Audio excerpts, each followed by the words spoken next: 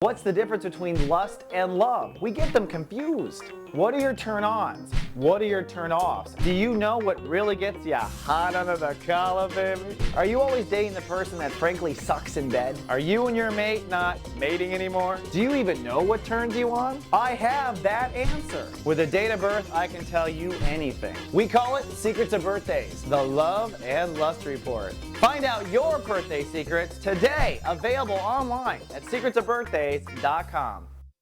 So garden.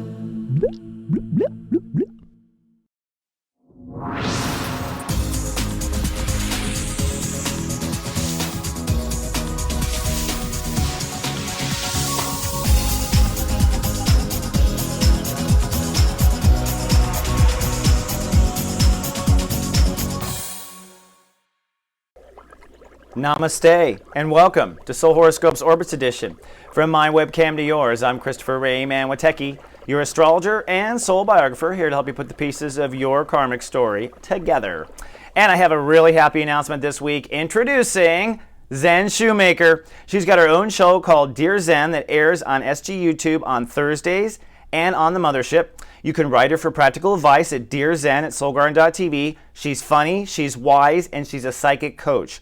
You can also be on her show if you want on Fridays at 6 p.m. Eastern, but check her out at the Mothership and check her out at soulmart.me. We love Zen. She's fabulous. Now, moving into the sun, we're wrapping up the sun in Libra. We're going to go from step 27 to step 29 this week, and then we dive fast into Scorpio with our first breakdown by Sunday. It's going to affect emotional relationships and boundaries, and we have a quantum shift coming on November 3rd. More on that later. The moon begins this week in stable Taurus, then shifts into jumpy Gemini, and then it has a little turbulence as it moves into Cancer because we hop over Black Lilith and Jupiter, but we do end the week in lovely Leo. The moon signs most affected are Taurus moons, Gemini moons, Cancer moons, and Leo moons, and the moons that might go into the dark side are Scorpio, Sag moons, Capricorns, and Aquarius moons. Now, looking at our orbits, man. The moon was in the root chakra, remember, in Aries for that big full moon, and this week it moves through the solar plexus all the way up to the heart. So a lot of digestion issues for a lot of people on Earth. The other planet I want to point out is the Earth itself, which is in the root chakra. Now the Earth is what we are manifesting now. So we've been manifesting a new ego as the sun's been in Libra. But as the sun moves into Scorpio, we'll be manifesting manifestation. That's because the Earth will move to its home chakra, the orange chakra, and that means manifestation will be at a pure point. So the point is, we actually manifest more when the sun's in Scorpio than we do when the sun is in Taurus for that reason. Now, looking at the planets, the aspect that most affects us, I think, is this opposition. This is literally ego versus God, and it's an intense transit this week. This might be kind of looked at as the angel on one shoulder and the devil on the other. Literally, we are tug and pull between the needs of our ego, which is where we're most disconnected, and Neptune, which is where we can be most disconnected or connected. Neptune's just like a modem that logs into anything. So in your horoscopes, I'll be talking about how that opposition affects you. Plus, this square between Pluto and Uranus has reached a massive head. Both planets are at 9 degrees. 9 is an aggressive degree. After all, it's trying to get to 10, right? And this is a fear coming up in your life, probably a long-running fear, and I'll be talking about this fear as well upstairs in your horoscope. And getting a closer look at some planets. Like I said, the moon this week, when it zips through jumpy Gemini, then moves into Cancer and will, boom, bounce off of Black Lilith and Jupiter. That's going to be an emotional kind of moment, if you say, and we'll talk about that on your horoscope as well. So let's get right to it. Let's take the ascension elevator up. Let's go to the 33rd floor at 33,000 feet and get a bird's eye view of you.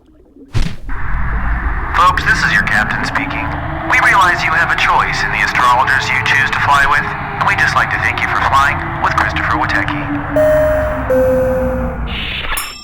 Hello, my innovators and Aquarius risings, and welcome to 33,000 feet for a bird's eye view of you. And how you been? It's been a weird transit, I know. It's been in really kind of a strange place for you. You're working on belief structure and life purpose. That's really what you're focused on. Removing self-limiting beliefs, stepping into what you really believe, and now it's really time to walk your talk. This is the life purpose. This is why you came. This is why you came, was to be a weird bird and do strange things that people don't understand. And that's why everyone ends up loving you in the end. People actually usually, it's with Aquarius is like Ronald Reagan, for instance. People love Ronald Reagan. People hate Ronald Reagan. And that's always the innovator. People love Oprah. People hate Oprah. But you know what?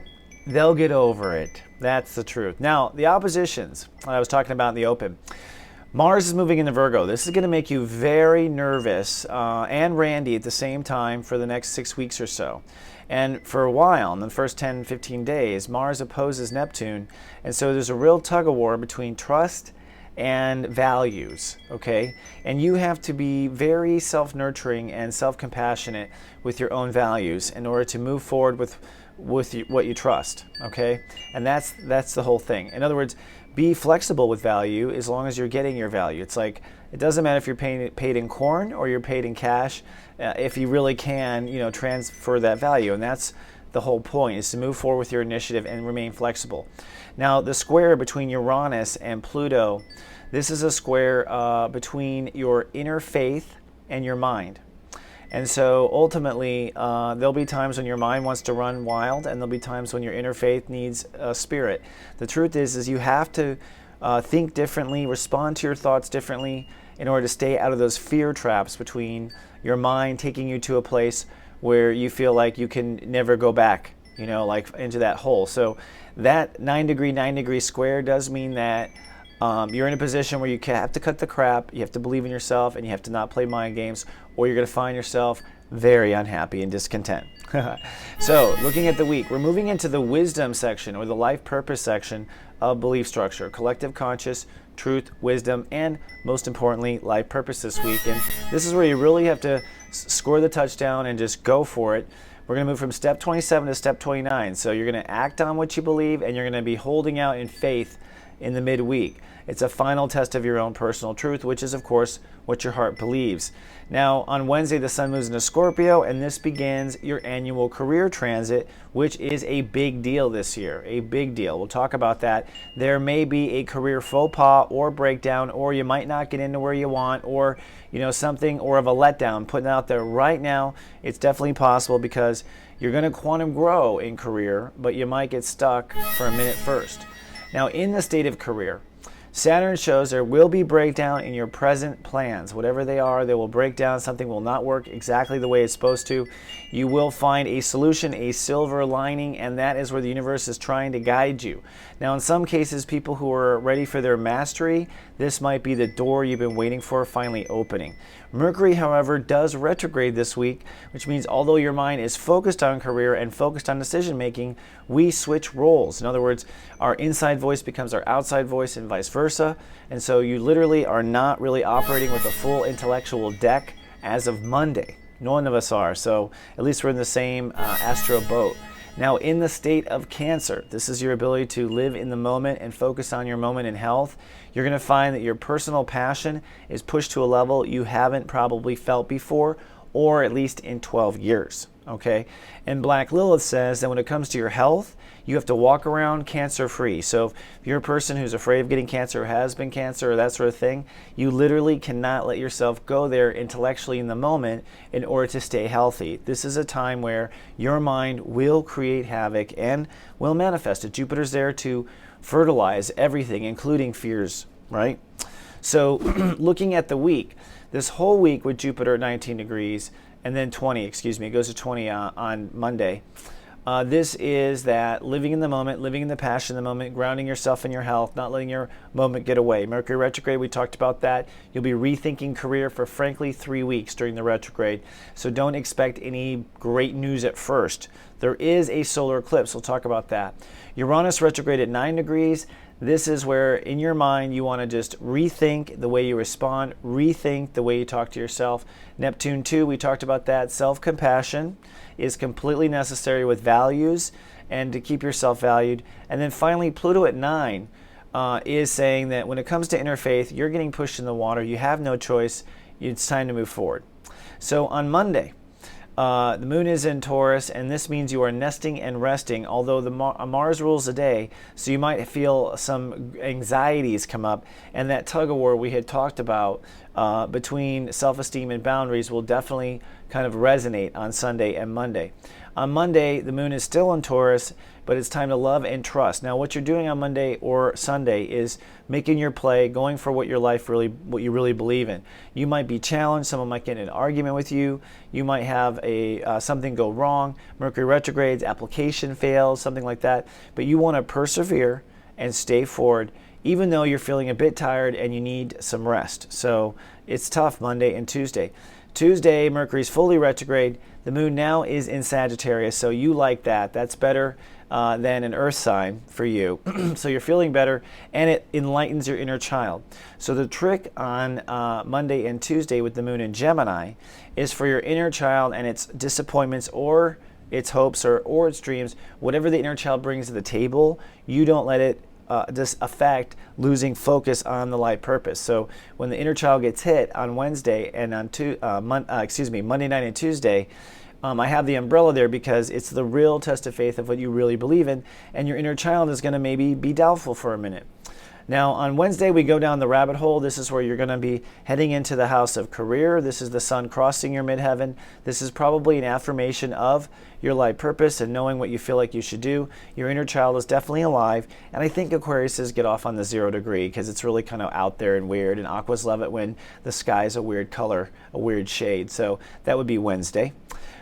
On Thursday, the moon is now into Cancer. Now this brings up your ability to stay calm in the moment. At the same time, we begin your career transit. So you might have some career drama literally hitting you. That's possible. Whatever the case is, you are definitely starting to click into gear now with whatever the career transit is. Pay attention to what happens. You might on this day finally go, I really hate where I'm going. Thursday is designed to see, is your heart on your career path or not? And so a lot of times that's a disappointment.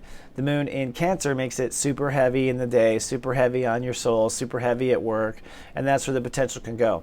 Friday, though, is when we really kind of wring out our emotions. The moon rules the day, the moon crosses Black Lilith, and then Jupiter. So it's a day of being challenged for you to live in the moment like you're cancer-free, like you're worry-free. You're going to have to stay worry-free, and the universe is going to say, are you sure? You sure you don't want to worry?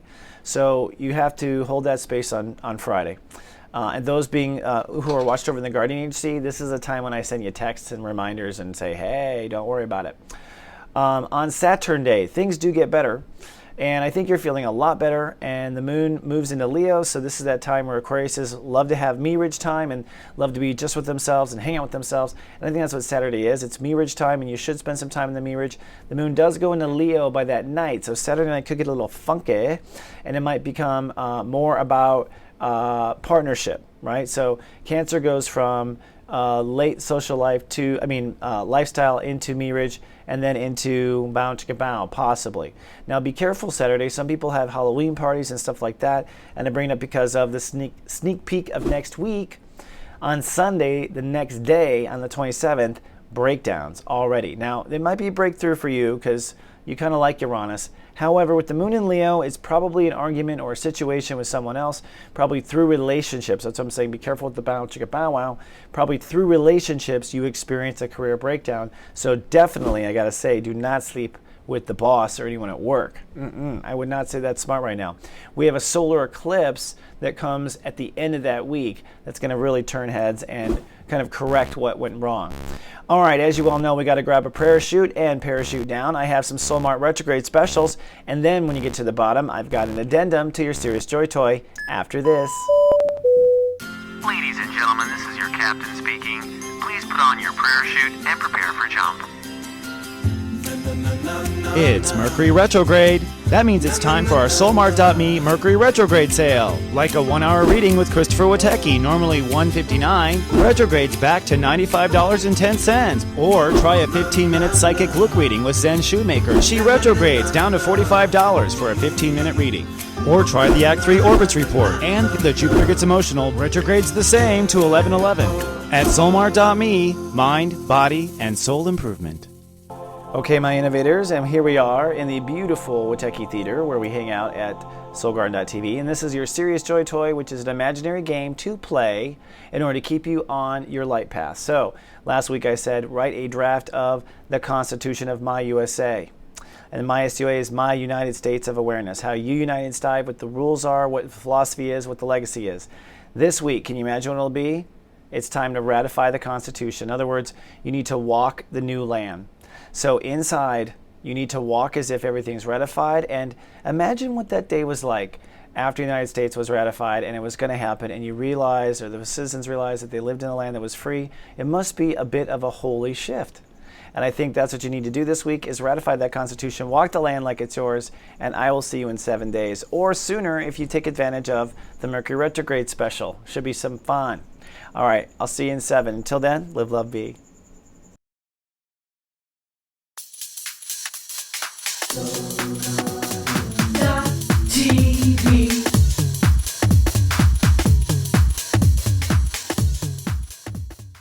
The gift. Right? So it's like, even if it's something ugly, it's like, oh, thank you! Thanks!